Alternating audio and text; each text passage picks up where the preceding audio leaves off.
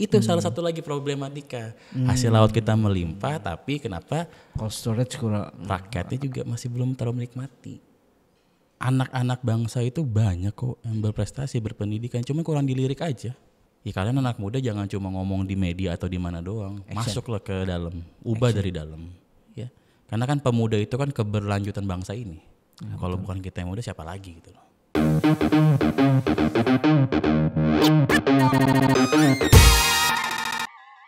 Halo, jumpa lagi dengan saya Hadi Suprapto, pemimpin redaksi harian haluan.com. Kali ini kita kedatangan tamu dari politisi muda, pengusaha juga, dari Perindo. Namanya Abang Erlangga Putra. Siang Bang. Siang Mas Hadi. Sehat? Sehat alhamdulillah. Dari mana tadi? Dari kantor? Ya dari kantor, terus Kantor di mana? ingat ada janji di sini ke sini. Kantor sementara kita karena udah menjelang-jelang pemilu, jadi yang usaha-usaha kita lupain dulu deh. Kita perbanyak waktu di DPP, DPW aja udah. Oh, Dan gitu. di dapil. Jadi udah makin sering. Iya makin sering Mas. Makin sering. Intens sudah setahun sih. Setahun ini turun ke lapangan terus. Jadi pagi saya ke warga, siang ke sore ngurus kerjaan sebentar, malam ke warga lagi. Keren juga fisiknya ya. Udah nggak seprima 5 tahun lalu Mas. Kerasa Mas. Oh kerasa? Kerasa pas nyalek pertama masih hari ada 35 hari kita masih kuat. Emang usia berapa sih? Sekarang saya 30. 30 masih muda lah. Tapi beda Mas. Udah nyentuh kepala 3 tetep, aduh beda banget deh. Iya. Nyalek dapil Jakarta ya? Ya Jakarta Timur Dapil 4. Jakarta dapil. Pulau Gadung, Cakung, Matraman. Oh, Pulau Gadung, Cakung, Matraman. Iya. Daerah-daerah situ ya. Oke. Yep. Oh, bukan Rawamangun, enggak? Ya Rawamangun. Oh, Rawamangun. Basisku di Rawamangun justru. Iya. Oke. Perindo. Perindo. Kenapa pilih Perindo? Sebelumnya bukan di Perindo kan? Bukan. Sebelumnya saya sempat 2019 di PSI, 2018-2019 itu saya nyalek pertama kali tuh. Terus sempat pindah ke Golkar juga.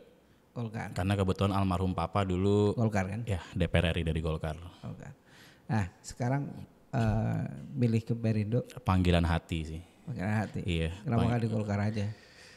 Kan infrastrukturnya lebih jelas. Ada sisa-sisa infrastruktur yang dibangun Bapak kan. Mungkin lebih ke arah anak muda ini pengen ini sih Mas. Pengen ngebikin nama sendiri dulu. Explore. Ya explore dulu. Terlebih lagi Pak HT itu orang yang sangat-sangat baik lah ke kita semua. Oh, oke. Ditambah Bang Effendi selaku ketua DKI juga pasti Anak-anak muda. ya yang lebih apa ya, kita gak ada gap gitu loh sama ketemu. Siapa yang ngajak tiba-tiba masuk Perindo? Apa masuk Perindo 2002? Baru tahun lalu. Iya 2022 kan. Ya. Yang ngajak itu pertama itu mantan kader PSI juga. Berapa lama mikir-mikir? Sebulanan lah. Oh, termasuk cepat ya? Cepat. Karena memang waktu itu sehabis diajak nggak lama langsung ketemu sama Pak HT. Gitu. Kalau ngomongin pemuda, PSI juga pemuda kan? Semua banyak pemudanya sih Mas. Semua partai. Sekarang apalagi 2024 tuh banyak yang muda yang nyalek sih. Karena sesuai statement saya sering ngomong, ya kalian anak muda jangan cuma ngomong di media atau di mana doang. Masuklah ke dalam, ubah dari dalam. Ya. Karena kan pemuda itu kan keberlanjutan bangsa ini. Nah, kalau bukan kita yang muda siapa lagi gitu loh. Betul. Nah terus masuk, masuk Perindo, nyalek di Jakarta. Apa program yang mau dibawa di ini? Kalau kita bicara program seperti yang saya bilang ke masyarakat, kalau kita dari partai pasti kesejahteraan UMKM dan segala macamnya. Oke. Tapi kalau secara Erlangga pribadi, visi misi saya, program-program saya itu adalah suara Anda semua. Artinya? Yang artinya kalau misalkan kita ngomong program, saya menjanjikan ini kan janji jadinya. Tapi saya ingin nih, makanya setiap kali saya turun tuh saya nanya, Bu, keluhannya apa di sini? Itu menjadi catatan saya, apa yang mesti dibagusin di sini. Keluhan paling banyak apa? Satu pasti masalah Ekonomi. Kedua kesejahteraan. Ketiga banyaknya para janda juga Pak. Kan saya selalu ngomong saya bercandaan, visi-visi saya ada mencetakkan para janda, tapi emang real tuh banyak, Pak. Oh gitu. Kenapa bisa nyantol di janda? Yeah, everybody has their own tagline lah kalau menurut gue lah. Jadi, cuman jadinya tuh dari 2019 sampai sekarang orang tuh ingat, oh itu tuh caleg yang dukung janda tuh kayak gitu.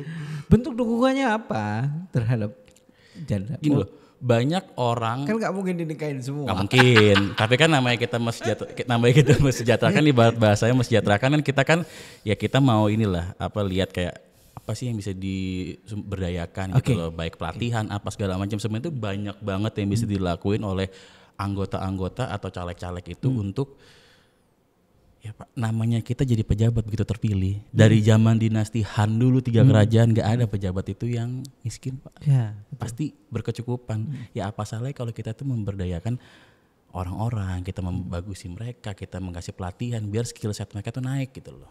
Dan seperti saya selalu bilang, bangun dulu sumber dayanya baru bangun ekonominya.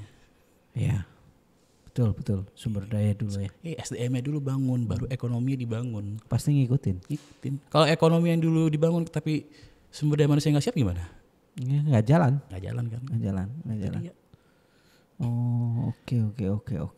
kayak gitu. Ya banyak lah. Kayak SD kita yang lola akhirnya mana? Asing kan? Sebelah. Ya kan? Karena SDM kita belum cukup gitu loh. Ya, emang pelik gitu. Emang pelik. Ya, yang belakangan ini santer kan soal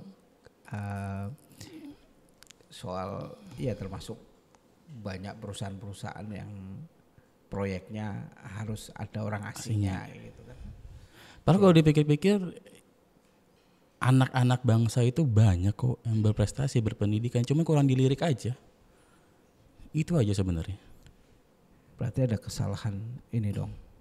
Maka dari itu, dari saya itu terjun ke politik itu kalau sebenarnya dibilang Mas, lebih baik jadi pengusaha Mas daripada terjun ke politik. Nah, kenapa Anda masuk? Karena sudah jadi pengusaha kan? Gini, saya terjun ke politik itu pertama wasiat terakhir papa. Oh, Almarhum. Oke. Tahun Jadi, berapa? 2014 sebelum almarhum meninggal, Ya. usia saya masih 21 tahun waktu itu. Papa tuh ngomong, kamu kalau bisa gantiin papa. Belum lulus kuliah dong? Belum. Oh, papa udah bilang seperti itu. Iya. Jadi saya itu wisuda tanpa ada almarhum papa saya. Tanpa ada almarhum mama juga. Oh. Saya yatim piatu. Oke. Mama meninggal setelah 2001 mama. Oh, mama. Mama saya meninggal 2001 karena ginjal. Berarti sudah sempat lihat anaknya masuk politik kan? Mama. Iya. Mama belum. Mama 2001. Oh, sorry 2001. 2001. Saya pikir 2021. Sorry. Papa juga belum sempat. Sempat ngelihat, tapi wasiatnya itu. Wasiatnya itu yang saya pegang teguh sampai sekarang. Jadi whatever it takes, susah apa enggak, saya harus tetap bertahan gitu loh. Oh, berarti ditinggal mama masih sangat. Masih 7 tahun. 7 tahun saya tinggal mama saya waktu itu. 7-8 tahun lah. 7 tahun. Ini makanya saya nggak mau kayak apa ya, saya ngeliatnya tuh Perjuangannya luar biasa. harus karena ya saya bekerja itu bukan buat diri sendiri. Kalau kita mati ninggalin uang itu bisa habis, tapi kalau kita ninggalin nama baik, ninggalin budi baik, sampai kapanpun kita akan dikenang. Sepakat. Amal jari ya? Ya seperti itu. Oke. Wasiat ayah untuk masuk politik, kemudian masuk politik tahun berapa? Waktu itu 2018. 2008. Artinya beberapa tahun setelah lulus kuliah ya? Iya, karena seperti yang kita ketahui pasti setelah orang tua meninggal pasti banyak polemik lah. Ya, betul. Jadi saya berusaha belajar tuh. Ya, apalagi ibu sudah duluan ya. Saya belajar. Saya sempat tinggal di Korea juga 2 bulan waktu itu. Jadi saya belajar tuh waktu itu. Saya belajar gimana caranya survive nih, struggle. Karena yang biasanya apa-apa ada, terus tiba-tiba tuh Harus sendiri. Jadi kalau yang dibilang jadi anaknya anggota dewan enak, itu salah kaum muda ya. Itu salah ya. Karena saya 8 tahun saya nggak pernah makan malam sama bapak saya.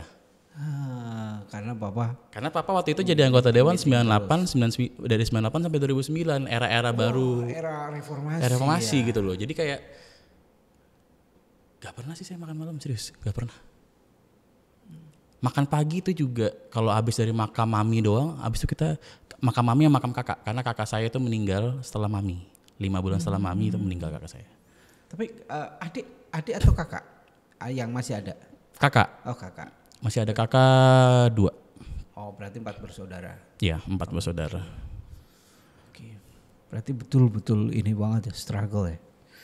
Mau nggak mau, suka nggak suka. Saya dulu nggak ngerti mas, apa itu batu bara, kayu motongnya gimana sendiri. Apa saya nggak ngerti.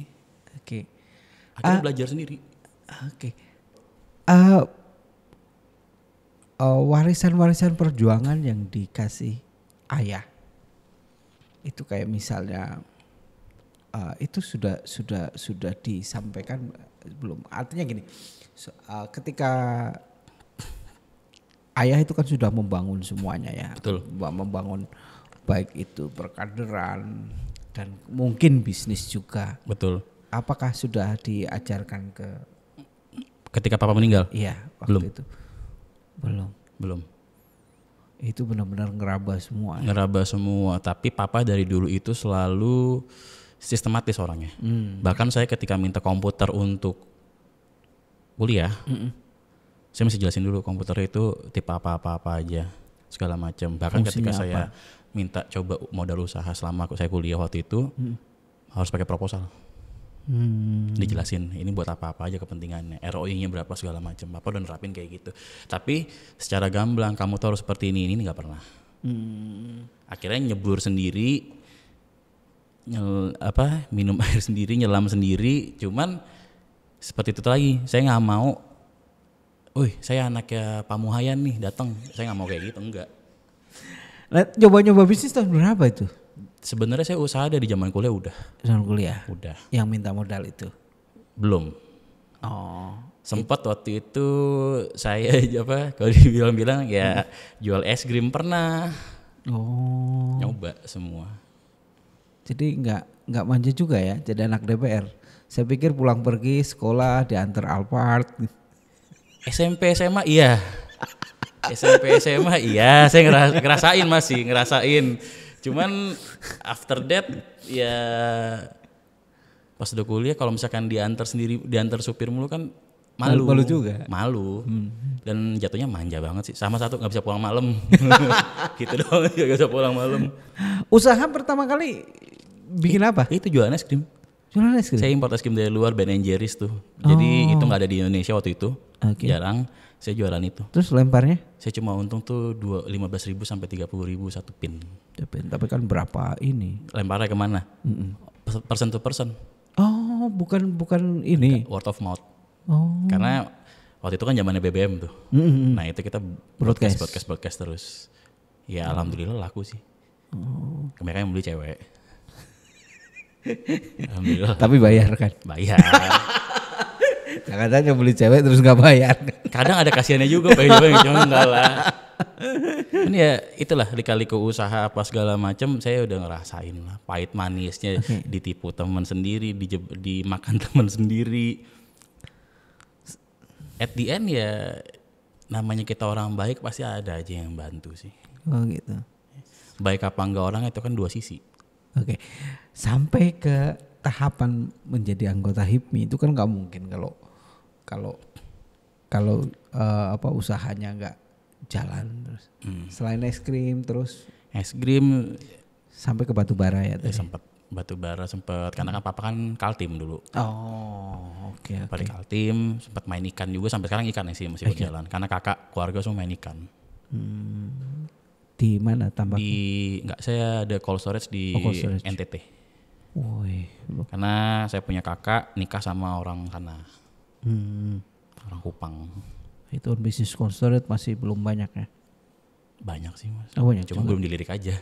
Tapi kalau dibilang banyak banget. Karena hasil laut kita itu benar-benar melimpah. Itu salah satu lagi problematika. Hasil laut kita melimpah tapi kenapa cold storage kurang, rakyatnya juga masih belum terlalu menikmati. Ya. Memang kemarin ada Dani Laksono, jurnalis yang memang dia sering keliling kayak gitu ke Indonesia Timur. Dia bilang ketika kita makan di restoran seafood itu berapa duit yang harus kita rogoh untuk menikmati hidangan itu. Tapi kenapa nelayan-nelayan kita di NTT sana itu dia betapa miskinnya, itu dia bikin laporan kayak gitu, Itu dia. video pendek, tapi saya tersentuh banget itu. Karena ya emang kalau kita bicara hasil laut Indonesia itu sangat-sangat melimpah, Mas. Problematiknya sebenarnya apa sampai mereka masih miskin sementara itu komoditas yang sebenarnya mahal. Kalau menurut saya pribadi ya, menurut saya pribadi itu adalah ya cara mereka hidup sih. Maksudnya? Mereka mungkin puas dengan hasil yang mereka dapat dari misalkan nelayan, udah kita salah kadarnya aja segala macam, dan nggak ada, saya bilang tadi training lebih itu nggak ada. Lagi-lagi SDM. Iya. Kan kalau dipikir-pikir hasil laut kita itu sangat-sangat melimpah loh. Bahkan Cina aja kan minta impor dari kita. Iya betul. Gitu loh. Dan tuna-tuna terbaik dari Indonesia Timur. Betul. Ya di Bacan, di NTT. Iya betul. Maluku. Itu banyak banget hasil ikan kita tuh yang benar-benar melimpah. Makanya kembali lagi SDM-nya itu. PR kita banyak banget. Makanya jadi kalau menurut saya tuh warganya juga harus dibimbing. Kita lah sebagai calon-calon anggota dewan, apa segala macamnya itu yang di bidangnya saling bahu-membahu lah. Seperti moto kita zaman dulu gotong royong, Mas. Seperti itu. Karena kalau nggak dimulai dari kita yang ngebantu, mereka mau kemana? Iya. Ya hanya melaut gitu. Yang kaya ujung-ujungnya satu, bukan nelayannya atau bukan distributornya, orang tengahnya, Bos. Saya begitu, Bos. Dia punya duit nahanin dulu, naikin. Termasuk Anda di situ. Oh, kalau saya dari bawah, hulu ke hilir. Jadi saya tahu gimana nelayannya. Makanya kakak saya tuh, kakak sih yang saya yang lebih aktif. Itu kakak saya tuh bener-bener sama mereka itu jadinya kayak temen, Mas Adi. Jadi nggak ada gap. Itu yang dia jadi nama almarhum mami dari dulu. Kalau kita sama pekerja sama siapapun jangan ada gap. Jadi zaman dulu tuh, zaman kita kecil lah, kita makan McD aja udah seneng kan? Iya. Atau makan Pizza Hut kan? Itu pasti orang belakang dapat kalau di rumah. Mami itu ngajarin kayak gitu. Berarti sama ya. Sama, nggak ada beda. Yang tengah makan McD, belakang makan McD. Bahkan supir saya dulu yang sekarang ngebantuin saya kampanye juga. Oh masih sampai sekarang? Jadi pas papa meninggal dia berhenti. Oke. Cuman sekarang dia jadi pengusaha. Akhirnya dia kemarin datang ke saya, enggak, gue mau balas budinya bapak dong. Apa yang bisa gue bantu di pemilu lo kali ini? Akhirnya dia bantu saya pakai mobil, di branding apa segala macam tuh dibantu. Itu supir saya dulu pernah makan sama Om Agung Laksono. Satu meja. Enggak satu meja tapi iya, samping-sampingan. bareng-barengan, Diajak ya. sama papa, udah kamu makan di situ. Ya. Itu papa saya ngajarin saya kayak gitu, nggak ada beda. Ya. Bahkan ketika masuk Perindo pun saya ngomong dulu mau Om Agung. Kenapa kau pindah Perindo? Ya begitulah Om, jawaban kita gitu doang. Dan restu, kasih restu. Restu, karena biar gimana pun waktu papa meninggal beliau yang mimpin doa. Jadi orang tua lah ya sekarang ya. Itu saya ketemu juga bukan semata-mata Om saya anak kayak ini, enggak. Saya selesai nyalek Pak, baru saya ketemu, saya selesai nyalek 2019. Baru. Setelah ketemu baru memperkenalkan diri.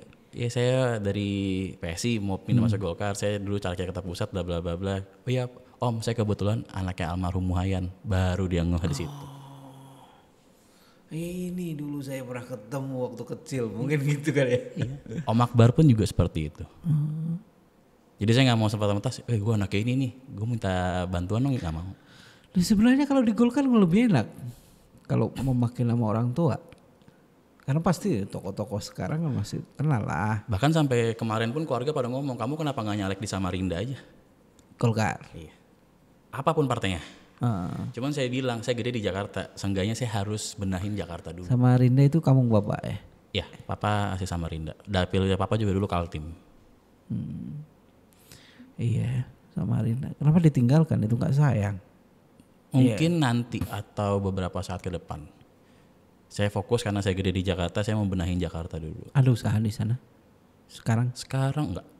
Cuman masih banyak keluarga. Banyak banget keluarga di sana. Berarti kalau misalnya keluarga banyak kan artinya kalau misalnya maju dari situ sebenarnya pemilihnya sudah kelihatan. Udah pasti. Bahkan dulu tuh sempat ada cerita paket JNE tante saya itu nyasar. Tapi karena tahu ini Pak anak adik kakaknya papa, paket ini langsung dianterin sama orang itu. Segitu ya dulu, serius. Ya, saya percaya kalau di daerah. Saya percaya. Jadi, oh ininya ini nih dianterin. Bu nyasar bu paketnya tadi. Kayak begitu. Dulu segitunya budinya papa ke orang. Terus sekarang kenapa memilih Jakarta? Sesuai tagline kampanye saya 2019. Anak muda Jakarta, mari kita bikin keren Jakarta. Oh, Saya lahir besar di sini. tetap ya ngaku Jakarta ya. Tetap, tapi nggak lupa bahasa daerah juga. Masih bisa. Masih bisa bahasa Banjar, masih bisa. Karena itu daily. Kalau sama kalau sama kakak Masih dipakai? masih dipakai. Kalau sama kakak saya pakai bahasa Banjar. Kalau sama orang-orang kayak yang masak apa segala macam atau sekitaran rumah, saya pakai bahasa Jawa. Mami kan soalnya kan yang Jawa. Wah, hebat juga dulu wabah mama. Jadi masih bisa dua-duanya, saya masih bisa bahasa itu. Hebat. Karena gini loh, saya Jawa. Saya Jawa, tapi saya tidak berhasil ngajarin anak saya bahasa Jawa. Aku masih fasih sih alhamdulillah. Bahasa Banjar tuh, bahasa Banjar relatif lebih sulit ya. Apa sulit Jawa? Sama-sama aja sih. Sama-sama aja namanya bahasa daerah. Karena emang dari dulu kecil ya kita pakai bahasa Banjar iya, pakai bahasa Jawa juga iya. Mama harus bisa bahasa Banjar dong. Iya, mama bisa. Oh, mama bisa. Jadi kalau sama keluarga papa sama kakak-kakak saya pakai bahasa Banjar. Tapi kalau kita udah kan ada rumah di Surabaya juga. Kalau kita udah pulang ke Surabaya, ngomong sama sekitaran nih kita pakai bahasa Jawa. Jawanya yang Jawa Surabaya ya, bukan yang Jawa Tengah ya. Kon. Senggena ta. Gitu-gitu. Wis mari durung. Nang di sih koniku. Ngomong kayak gitu kan. Jadi bener-bener masih fasih lah. Masih bisa. Keren ini. Keren. Jadi makanya kalau saya ke daerah pemilihan tuh saya ingat ada orang yang udah mendok dikit saya nanya, "Bu, Jawanen di?" Aku Surabaya. Malang Mas. Wah, aku Surabaya, Bu. Oh iya ta, tenan ta sampai. Iya, Bu, aku Surabaya. Hebat. Itu enak loh kalau udah pulang kampung. Artinya Makanannya misalnya pulang ke Banjar tuh ya, bisa ngeblend sama orang sana, pulang ke Surabaya bisa. Bisa Asik gitu. enak. Dan kadang kalau lagi bisnis juga saya belaga nggak ngerti. Cuma begitu akhir-akhir oke itulah ya, baru bisa bisa bahasa Banjar bisa saya dipikirnya nggak bisa kan. Dikira orang Jakarta. Kayak gitu. Oke. Menarik banget ini. Nah terus dalam perjalanan ke partai ini di Perindo. Sekarang Perindo bagaimana bagaimana Anda bisa mengeksploitasi diri di partai. Perindo ngasih kebebasan sih. Kebebasan. Selama dalam ranahnya ya, selama dalam lainnya lah. Jadi kalau saya pribadi itu namanya kita politik itu carilah tempat di mana kamu dihargai, di situ kamu akan bisa berkembang sih. Seperti itu. Jadi benar-benar kalau misalkan kitanya udah gak nyaman sama di partai itu kenapa kita pertahanin kan gitu. Oh iya betul.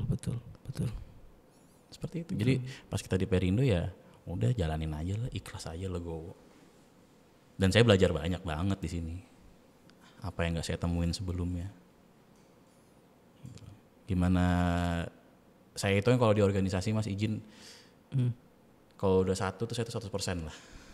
All out di organisasi tersebut gitu loh. Jadi ketika saya dihargain juga, diberi tempat untuk berkembang ya 24/7. Ibaratnya seperti itu. Oke. Kayaknya menarik. Oke. Ada pesan-pesan buat anak-anak Jakarta untuk janda-janda Alpata. Ya pasti kalau jangan putus asa lah. Ya kalau untuk anak-anak muda Jakarta jangan meremehkan politik karena kalian tuh pemuda adalah keberlanjutan dari bangsa ini gitu. gitu. Kalau untuk janda-janda tetaplah berkembang karena kita itu nggak akan pernah tahu rezeki itu datang dari mana bala bantuannya seperti itu. Karena saya udah ngalamin sendiri rezeki itu datang dari segala macam arah. Yang penting satu, niat kita baik, kita mau berkembang, kita mau menjadikan diri kita versi yang lebih baik lagi kayak gitu. Oke. Thank you banyak, Bang. Siap, Mas. Sukses selalu di 2024. Siap, makasih. Oke, terima kasih. Saya Hadi Suprapto. Sampai jumpa lagi.